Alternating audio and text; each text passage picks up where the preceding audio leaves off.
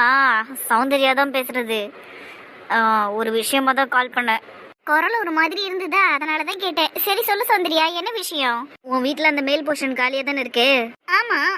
என் அண்ணனும் என் அண்ணன் பொண்ணும் வருவாங்க, அவங்களுக்கு அந்த வீடை விடு. அப்படியா? சரி சரி. ஆனா என்ன திடீர்னு அவ்வளோ பெரிய வீடை விட்டுட்டு அந்த வீட்டில் வந்து இருக்க சொல்ற? இங்க நான் நினைச்ச மாதிரி எதுவும் நடக்கல. அதான் வீட்டுக்கு வராமலேயே அங்கேயே இருந்துட்டீங்களே புருஷனை பொண்டாட்டியும், அப்புறம் எதுக்கு எதுவும் தெரியாத மாதிரி கேக்குறீங்க? ஐயோ நீ வேற சௌந்தர்யா, நாங்க வீட்டுக்குள்ள வரலான்னு தான் நினைச்சோம். ஆனா வீட்டுக்குள்ள இருந்து டம்மால் டிம்மில்னு சத்தம் கேட்டுக்கிட்டே இருந்தது. அதான் பயத்துல நானும் என் வீட்டுக்காரும் போயிட்டோம். சரி சரி, என்னமோ ஒண்ணு. அவங்க 2 பேர் வருவாங்க, அவங்களுக்கு வீட்டை விடு, அதை சொல்றதுக்கு தான் கால் பண்ணேன். சரி சௌந்தர்யா. சரி அப்ப நான் போனை வச்சிடுறேன். சரி சரி. சௌந்தர்யா, ஃபர்ஸ்ட் ஹாஸ்பிட்டல் போயிடலாமா, அதுக்கப்புறமா அங்க போலாம். சரிண்ணே. எல்லாம் என்னால தான் இல்லை.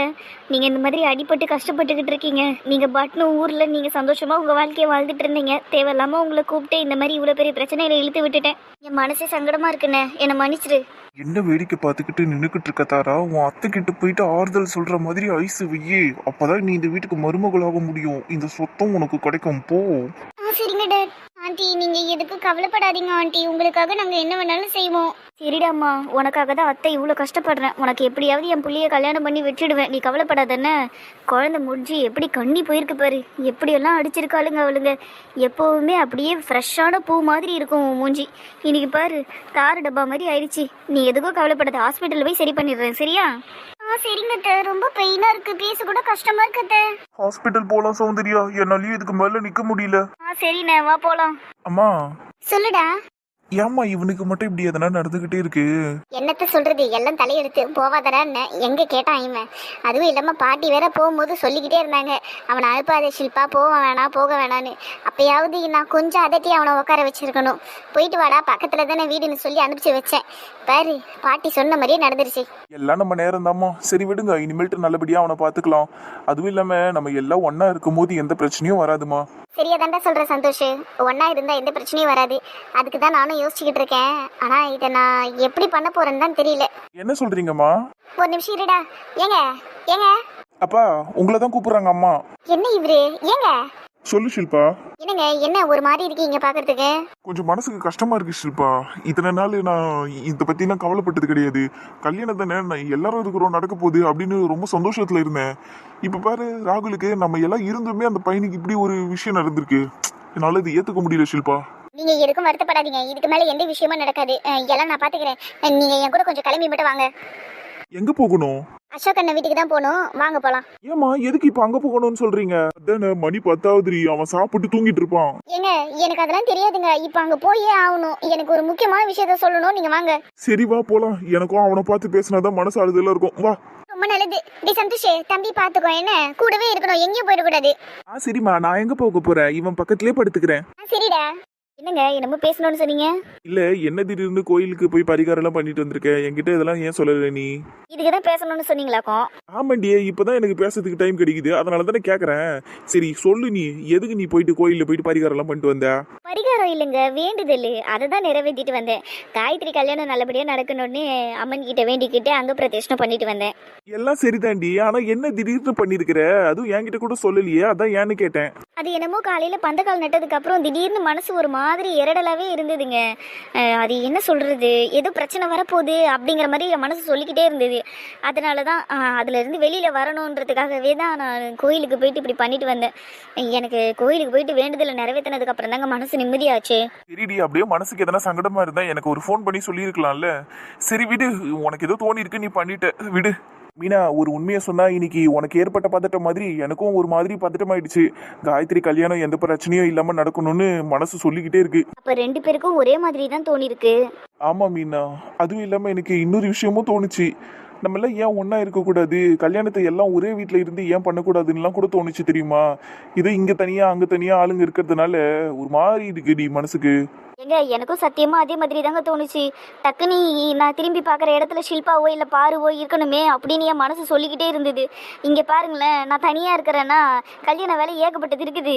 எனக்கு கூட கூட யாருமே இல்லையே இங்கே. நம்ம இது வரைக்கும் ஒரு சின்ன விசேஷம்னாலும் எல்லாம் ஒரே இடத்துல தானே இருப்போம். இப்போ ஆளுக்கு தனித்தனியாக வேலை செஞ்சுக்கிட்டு இருக்கோமா, அதான் எனக்கு ஒரு மாதிரி கஷ்டமாக இருக்குது. பாத்தியா, நம்மளுக்கு எல்லாமே ஒரே மாதிரி தான் தோணுது. அட போங்க நீங்க வேற. எனக்கு என்னமோ நம்ம எல்லாருமே அப்படிதான் யோசிப்போம்னு தோணுது. ஏன்னா இது வரைக்கும் ஒன்னா இருந்தே பழகப்பட்டுட்டோம்ல. அது சரிதான். ஏங்க காலிங் பெல் அடிக்கிற சத்தம் கேக்குது பாருங்க. அதானே, சரி இரு, நான் போய் யாருன்னு பாத்துட்டு வரேன். இந்த நேரத்துல யாரா இருக்கும்? என்னப்பா இது எல்லாம் இப்படி திடீர்னு வந்திருக்கிறீங்க? ஒண்ணும் இல்லண்ணே, உங்ககிட்ட ஒரு முக்கியமான விஷயம் பேசணும், அதுக்காக தான் வந்தோம். அப்படியாமா? சரி சரி வாங்க, எல்லாம் உள்ள போய் உட்காந்து பேசலாம். சரிண்ணே. டேய், என்னடா ஷில்பா திடீர்னு என்னமோ முக்கியமான விஷயம் பேசணும்னு சொல்லுது. எனக்கே தெரியலடா, திடீர்னு உங்ககிட்ட எல்லாம் பேசணும்னு சொல்லிச்சு. சரி, அதனால தான் கூட்டினு வந்தேன். சரி, அது இருக்கட்டும். நீ ஏன் இப்படி இருக்கிற? ஏன் ஒரு மாதிரி இருக்கிற? டயர்டா பாக்குறதுக்கு மூஞ்செல்லாம் ஒரு மாதிரி சோகமா இருக்குது. எல்லாம் உன்ன மாதிரி இழிச்சுக்கினே இருப்பாங்க. அவனுக்கு கல்யாண வேலை இருக்குது, ஏகப்பட்டது தலைக்கு மேல இருக்கும். அதனால தான் சோகமா இருக்கிறான், களைப்பாக்குறான்டா. வா உள்ள போய் தங்கச்சி என்ன சொல்லுதுன்னு கேட்போம். ஐயா காட்டான், அப்ப எனக்கு இல்லையா வேலைலாம்? மூஞ்ச போற நல்லா. டேய் முரளி, ஏன்டா இப்படி வச்சுனுக்கிற மூஞ்சா? உண்மையா சொல்றியா இல்லையா? ஏன்டா ஏதோ கோர்ட்ல கூண்டுல நிக்க வச்சு கேள்வி கேட்கற மாதிரிலடா கேள்வி கேட்டுனுக்கிற? உள்ள போலாம் வா. ஏன்டா அவ வேற என்ன சொல்ல போறான்னு தெரியல. நான் டயர்டா இருக்கிறேன்டா, அதனால தான் இப்படி இருக்கிறேன். சரி ஆயிடுவேன் விடு. அப்படின்னா சரிதான். சரி வா போலாம். போறான் பாரு, நல்லா பட்டர் பிஸ்கெட்டு. எந்த கவலையும் இல்லாம அவன் இப்படி இருக்கிறது தான் பாக்கிறதுக்கு சந்தோஷமா இருக்குது. டே முரளி, என்ன ஆனாலும் அவனுக்கு இன்னைக்கு நடந்த எந்த விஷயமும் தெரியக்கூடாது. கண்டிப்பா எந்த சூழ்நிலையிலயும் சொல்ல மாட்டேன்டா. உள்ள போலாம் வா. ஷில்பா வேற என்ன சொல்ல போறான்னு தெரியல. அடியே, கோயிலுக்கு போனவை எங்களையும் கூப்பிட வேண்டியதானே? நாங்களும் வந்திருப்போம்ல. இதே நான் போனை பண்ணி கூப்பிட்டு உங்களெல்லாம் ரெடி பண்ணி வரதுக்குள்ள கோயில் நடைய சாத்திடுவாங்க. அதனாலதான் நான் கடகடன்னு போயிட்டு வந்துட்டேன். திடீர்னு தோணுச்சு போயிட்டு வந்துட்டேன். சரி சரி, நல்லதுதான். சரி, நானும் நீ வந்ததுல இருந்து கேட்டுக்கிட்டே இருக்கேன். ஏதோ விஷயம் சொல்லணும்னு சொல்லிக்கிட்டு இருக்கே, சொல்லண்டி என்கிட்டதான். இரு பொறு, எல்லாம் வரட்டும், சொல்லுவா. அது வராங்க. ஏமா நின்னுனே பேசி நிக்கிறீங்க? உட்கார வேண்டியதானே? இருக்கட்டும்ண்ணே, இப்போ உங்ககிட்ட ஒரு முக்கியமான விஷயம் சொல்லணும், அதுக்கு தான் வந்தேன். சரி ஷில்பா, என்னன்னு சொல்லு. ஏமா ஒரு போன் போட்டு கூட சொல்லிருக்கலாம்ல, இவ்வளவு தூரமா வருவீங்க நைட்ல. அட இருக்கட்டும்ண்ணே, இதுல என்ன இருக்குது? சரி ஷில்பா, நீ சொல்றி. சரி அசோகண்ணே, நீ மீன பக்கத்துல நில்லு, அப்பதான் நான் சொல்ல முடியும். ஏ ஷில்பா, என்னன்னு தான் சொல்ல. ரொம்ப பண்ணினுக்கிற நீ. நீங்க கொஞ்சம் சும்மா இருக்கிறீங்களா? கோச்சிக்காதண்ணே, இரு. சரிம்மா, நின்னுட்டேன். இப்போ சொல்லு. ஏ ஷில்பா, எதனா குண்டு போட புரியாடி? ஓவர் பில்டப் கொடுக்குற. அதெல்லாம் ஒண்ணும் இல்ல. ஆனா எப்படி சொல்ல போறேன்னு தான் எனக்கே தெரியல. வீட்ல இருந்து ரொம்ப தைரியமா வந்தேன். அது வந்து ஷில்பா, நீ சொல்றதுக்குள்ள எனக்கு நெஞ்சு வலியே வந்துரும் போல இருக்குது. சீக்கிரமா சொல்லுடி. ஏங்க சும்மா இருக்க, நீங்க வேற எனக்கு பயமுறுத்திக்கிட்டு. அசோகண்ணே, மீனா, என் மனசுல திடீர்னு இப்படி ஒரு யோசனை வந்தது. அதை தான் உங்ககிட்ட சொல்லணும்னு வந்தேன். நீங்க எப்படி எடுத்துப்பீங்கன்னு எனக்கு தெரியாது. நீங்க எப்படி எடுத்துக்கிட்டாலும் பரவாயில்ல, எனக்கு அதை பத்தி கவலை இல்லைன்னு வச்சுக்கோங்களேன். ஏன்னா எனக்கு எல்லா உரிமையும் இருக்குது உங்ககிட்ட என்ன வேணாலும் சொல்றதுக்கும் கேட்கறதுக்கும். விஷயத்துக்கு வா. ஒன்றும் இல்லை மீனா. அசோகண்ணே, நம்ம எல்லாம் ஒன்றா இருந்தா என்ன? எல்லாம் ஒரே குடும்பமா ஒன்றா இருந்து கல்யாணத்தை நடத்தினா எப்படி இருக்கும்? நல்லா இருக்கும்ல. நீங்கள் இங்கே தனியா, நாங்கள் அங்கே தனியா, ஒரு மாதிரி யாரையோ மிஸ் பண்ணுற மாதிரியே ஃபீல் வந்துக்கிட்டே இருக்குது எனக்கு. நம்ம வீட்டில் சின்ன பூஜைனா கூட எல்லாரும் ஒன்றா தானே இருப்போம். இப்போ கல்யாணத்துக்கு இங்கே தனியாக எல்லாம் பண்ணணும், அங்கே தனியாக எல்லாம் பண்ணணும். நம்ம ஏன் எல்லாம் ஒரே வீட்டில் இருந்து எல்லாத்தையும் பண்ணக்கூடாது? அவ்வளவுதானா? கடவுளே. ஷில்பா, இப்பதான் கொஞ்ச நேரத்துக்கு முன்னாடி மீனா கிட்ட இந்த விஷயத்த சொல்லிக்கிட்டு இருந்தேன், நம்ம எல்லாம் ஒன்னா இருந்தா எப்படி இருக்கும்ட்டு. அதையே சொல்ற. பண்ணிரலாம், கண்டிப்பா பண்ணிரலாம். எனக்கு டபுள் ஓகேப்பா இதுக்கு. நானும் நினைச்சுக்கிட்டே இருந்தேன் எல்லாம் ஒன்னா இருந்தா எப்படி இருக்கும்னு. ஷில்பா, கடைசியில நீயே இப்படி சொல்லிட்டியா, எனக்கு இன்னும் சந்தோஷமா இருக்குது. அப்ப உங்க ரெண்டு பேருக்கும் ஓகேவா? இதுல என்னமா டவுட் இருக்குது உனக்கு? எங்களுக்கு ஓகே. சரி, அவ்வளவுதான், எல்லாம் முடிஞ்சு போச்சு. அண்ணே, மீனா, அப்ப பசங்களோட காலையில எல்லாத்தையும் எடுத்துக்கிட்டு வீட்டுக்கு வந்துருங்க, சரியா? இத சொல்றதுக்கு இந்த அம்மா இவ்வளவு தூரம் இழுத்துன்னு வந்தாங்க எங்களை. ஏமா ஒரு போன் பண்ணி சொல்ல வேண்டியதானே? அவன் சரி நீட்டு இருப்பான். இல்ல எங்க கிட்டயாவது கேட்க வேண்டியதானே? அதானே, பெரியவங்க கிட்ட எதுவும் கேட்கறது இல்ல. சாரி பெரியவரே, அடுத்த டைம் கேக்குறேன் கண்டிப்பா. குசும்பு வர வர அதிகமாயிடுச்சு உனக்கு. சரி விடு, அப்புறமா கவனிச்சுக்கிறேன். சரிதான். அசோகண்ணே, நல்லா கேட்டுக்கோ. எல்லாத்தையும் இப்பயே பேக் பண்ணி வச்சிருங்க, சரியா? காலையில எல்லாரும் சீக்கிரமா வந்துருங்க. ஏன்னா காலையில சீக்கிரமாவே வந்து விநாயகர் பூஜை ஆரம்பிச்சிடும். அதை ஆரம்பிச்சுட்டு தான் நம்ம கல்யாண வேலையெல்லாம் பார்க்கணும், சரியாண்ணே? சரிம்மா, அப்படியே செஞ்சிடலாம். நானும் காலையில சீக்கிரமா எழுந்திருப்பேன். 3 மணிக்கெல்லாம் ஏந்துட்டு 3 மணிக்கு ஏந்து சப்பாத்திக்கு மாவு பசஞ்சுன்னு இருக்கும்.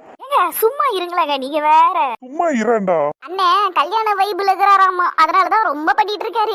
சரி, அவரை விடுங்க, அவர் இப்படிதான். அண்ணே, நீ கேட்டுக்கணும், நல்லா காலையில எல்லாரும் சீக்கிரமா வந்துருங்க, சரியா? எல்லாத்தையும் நான் ரெடி பண்ணிடுறேன், எல்லாத்தையும் நான் பாத்துக்கிறேன். நீங்க வந்துருங்க, எனக்கு அது போதும். நீங்க வந்தா மட்டும் போதும்னு சொல்றா ஷில்பா. அடே சும்மா இரண்டா? சரிம்மா ஷில்பா. ரொம்ப நல்ல முடிவுடி ஷில்பா இது. ஆமா இல்ல, நான் யோசிச்சது கரெக்டா தான் இருக்குல்ல. இது ஒரு புதுவிதமான கல்யாணமா இருக்கும். அது சரிதாண்டி.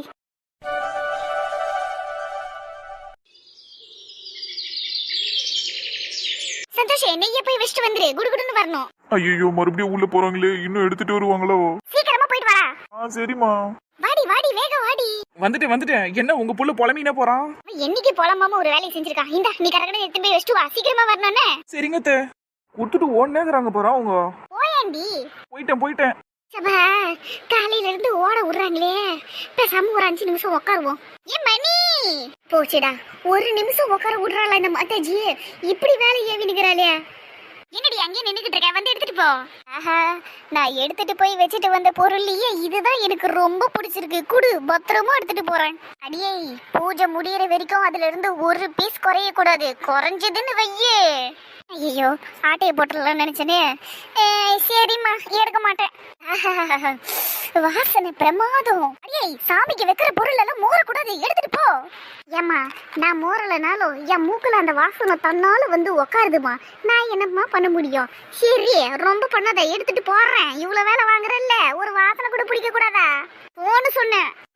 போறேன், சீக்கிரம் வச்சுட்டு வந்துடு. வாய்ப்பே இல்ல, 10 நிமிஷம் உக்காந்துட்டு தான் வருவேன்.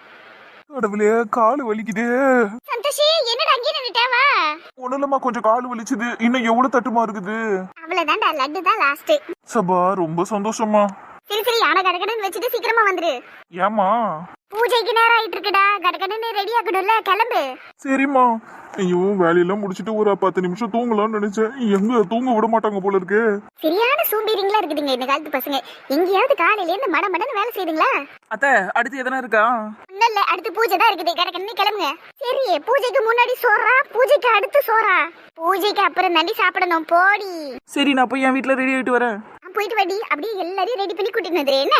சரிங்க அத்தை. சரி, அப்படியே நானும் ரெடி ஆவறேன். ஒரு வழியா பாதி வேலை முடிஞ்சிருச்சு.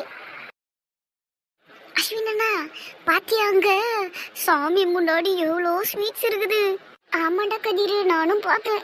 சாமி கும்பிட்டதுக்கு அப்புறம் நம்ம ஷில்பா பாட்டி கிட்ட கேட்டு வாங்கிப்போம். சரிண்ணா. பூஜை முடிஞ்சதும் ஸ்வீட் தட்டை தூக்கிட்டு ஓடுற வேண்டியதுதான். ஏக்கா அர்ச்சனைக்கா, பாத்தீங்களா சாமி பூஜைக்கே இவ்வளவு பண்ணிருக்காங்க. கல்யாணத்துல என்னென்ன நடக்குமோ தெரியல. கல்யாணம் வேற லெவல்ல இருக்கும்னு நினைக்கிறேன். ஆமாடி பிரியா, ஆனா எனக்கு இதுவே கல்யாணம் மாதிரி இருக்கு. அது சரிதான். காயத்ரி, எனக்கு எவ்வளவு சந்தோஷமா இருக்குது தெரியுமாடி? ஏதோ இப்பயே இன்னைக்கு கல்யாணம் நடக்கிற மாதிரி ஃபீல் ஆகுது. தம்பி, பொண்ணுகிட்ட பேசிக்கிட்டு இருக்காம ஸ்வாஹா ஸ்வாஹான்னு சொல்லுங்கோ. சரிங்க சாமியே, ஸ்வாஹா. மானத்தை வாங்குறான்டி மீனா இவன். போட்டோம். ஸ்வாஹா ஸ்வாஹா. ஏண்டி பண்ணிய, இந்த ஐரு ஓதுற மந்திரம் உனக்கு புரியுது? எந்த ஐரு ஓதுற மாதிரி நம்மளுக்கு புரிஞ்சிருக்குது. அவங்க பாட்டு இஷ்டத்துக்கு தொத்தக்கன்னு ஏதோ சொல்றாங்க. நம்ம ஸ்வாகா போட வேண்டியதான் இருக்கு. அங்கிருந்து தமிழ்ல ஓதனா நம்மளுக்கு புரியும். அடியே, சும்மா இருங்களடி, அது சான்ஸ்கிரிட்னு கூடவா தெரியாது உங்களுக்கு? நாங்க தான் சான்ஸ்கிரிட் படிக்கலையா, எங்களுக்கு எப்படி தெரியும்? ஏன் நீ படிச்சிட்டியா? சும்மா இருங்கடி தயவு செஞ்சு. சரி விடிக்கா, தெய்வத்தை வேண்டறதுக்கு தனி மொழி எதனா இருக்கா என்ன? நம்ம எந்த மொழியில வேணாலும் தெய்வத்துக்கு புரியும். வாய மூடுங்கடி. எக்கா, பூஜை எவ்வளவு நேரம்க்கா போவோம்? தெரியலடி, இன்னும் 1 மணி நேரம் கிட்ட ஆகும்னு நினைக்கிறேன். தனியாக்கா, நான் ஒண்ணு கேக்குறேன். எதுக்கு இப்படி கல்யாணத்துக்கு முன்னாடி பூஜை பண்றாங்கன்னு தெரியுமா உனக்கு? தெரியாது. என்னக்கா, உனக்கு எல்லாம் தெரியும்னு நினைச்சு கேட்டா தெரியாதுங்கிற. அன்னைக்கு பெரிய கோயிலை பத்தி கேட்டப்போ நிறைய சொன்னா, இப்போ நான் இதை கூட சொல்ல மாட்டேன். சொல்லுக்கா. ஏய், அது டெம்பிளை பத்தி கேட்டேன், நான் சொன்னேன், படிச்சதை சொன்னேன். எனக்கு இதை பத்தி எல்லாம் ஒண்ணும் தெரியாதுடா. ஓஹோ, சரி விடுங்க.